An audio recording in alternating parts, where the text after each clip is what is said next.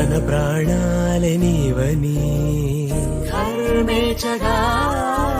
తన మనసంత నీదని అర్థేచగా తన వలపంత నీకని కామేచగా అవధులు లేని ప్రేమకై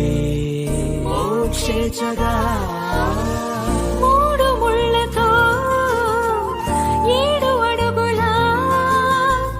అగ్ని సాక్షిగా ఇద్దరం ఒకటిగా మారగా మరుపేలేని సంతకం పెళ్లి పుస్తకం మరు జన్మకి తొలి స్వాగతం